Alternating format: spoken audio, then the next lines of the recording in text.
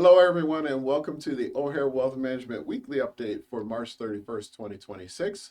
I'm Jerry Jones. And I'm Jody Marotek. We come to you each week with topics of a financial nature, and this week is no exception. As always, if you have questions, please send them to us at service@o'harewealth.com, or you can call or text us at 414-644-0060. A lot to unpack for you this week. Each person's situation is very individual in nature, so if you have questions at the end of our presentation, don't hesitate to reach out to us. What are Trump accounts? There's a lot of press around these, and they've been in the news a lot. Jody's going to walk you through the particulars, and at the end, again, if you have questions, reach out to us. With that, Jody, I'll turn it over to you. Thank you, Jerry. So, what is a Trump account? Trump accounts are a new custodial style traditional IRA for U.S. children or minors. They are owned by the child, the beneficiary. They are administered by an adult who is the trustee. The person who elects to open the account on behalf of the minor child is the trustee for the entire growth period of the account. The account is for the exclusive benefit of the minor, and it is subject to special rules during the growth period, which is account inception till they're 18 years old. There are limited investment options, strict withdrawal rules, and there is also a pilot program offering seed funding. Contributions can be made to Trump accounts starting July 4th of this year. So, establishing a Trump account. Who is eligible? Essentially, there's three main requirements. First, you have to be a U.S. citizen and be under the age of 18 for the entire calendar year in which the election is made. For example, if you have a minor who is 17 who is going to be turning 18 on December 31st of this year, they are not eligible. You also must have a Social Security number issued prior to the date that the account election is made. Another example, say you or a family member is expecting a baby later this year. You cannot preemptively elect to open a Trump account for that child until they have been assigned a Social Security number, which can take approximately 2 weeks to a month following their birth.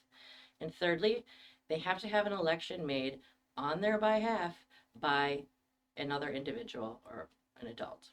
This means the minor cannot open the account on their own. It has to be opened by an adult, and they become the trustee. So how do you open an account? An authorized individual opens an account by filing IRS Form 47 or 4547 with your 2025 tax return.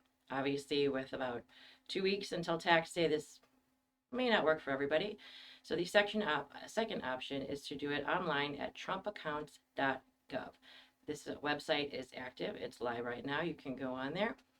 Please be aware that you will need certain information about yourself as well as the minor child, your full name, date of birth, social security numbers, address, and for the authorized individual, what your relationship is to the minor. So who is an authorized individual? And there is a priority level to each authorized individual. It is a legal guardian, parent, adult sibling, or grandparent. So the reason for this priority is children are allowed one Trump account. That's it, no others. And say their parent and grandparent would like to open a Trump account for them, which would make them the trustee.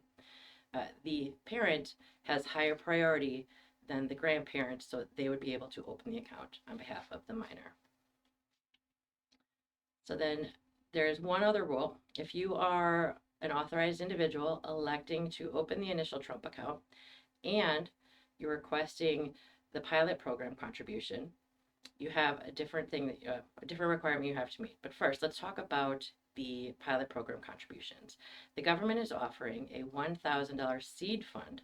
It's an initial program for children who were born between January 1st of 2025 and between then and December 31st of 2028.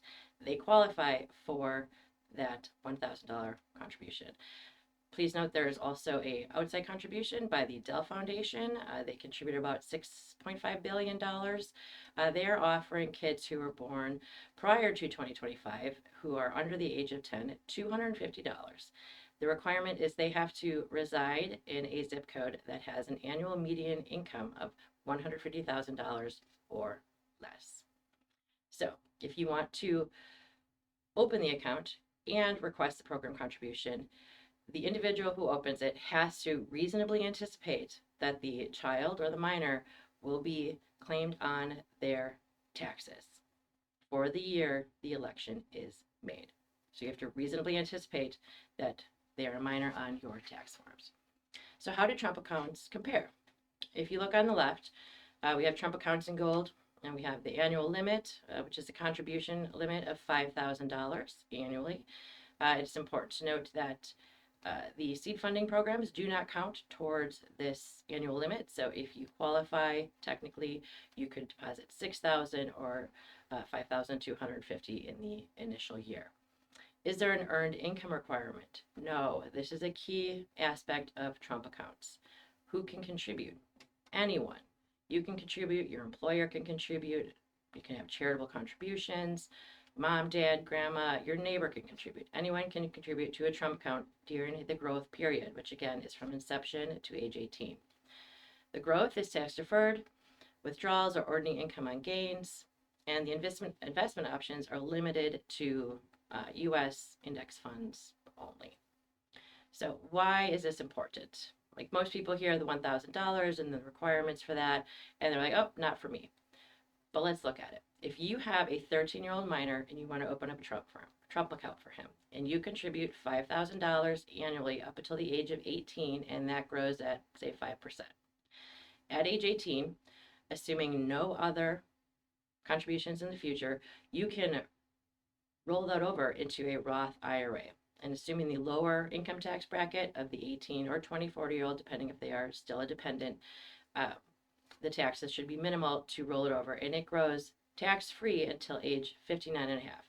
So a 13-year-old at age 18, his account is approximately $30,000.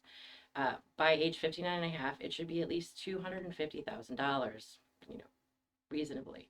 And that's with no contributions made past the growth limit or the growth period.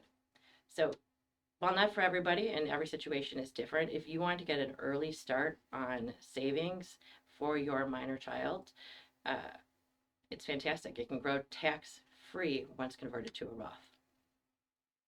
Thank you, Jody. That gives us a great look at what the accounts are, but this chart especially gives you a nice comparison. It's a great starting point for those of you out there who may be considering these.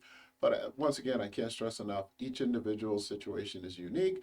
So don't hesitate at all to give us a call, ring up Jody, myself, John, JJ, anyone on the team here, and we can help you do a more thorough analysis of whether this applies to you. With that, we're going to segue to our book recommendation for this month. Our book is The Undiscovered Country. You'll find in a separate YouTube clip, John does a very thorough look at this book. He gives you a great overview of what it's about, and I would highly recommend it on your behalf. With that, we're going to close out this week. Jody did a great job. Thank you, Jody, for joining me. On behalf of the rest of the O'Hare Wealth Management team, have a great week and have a great holiday weekend. Thank you.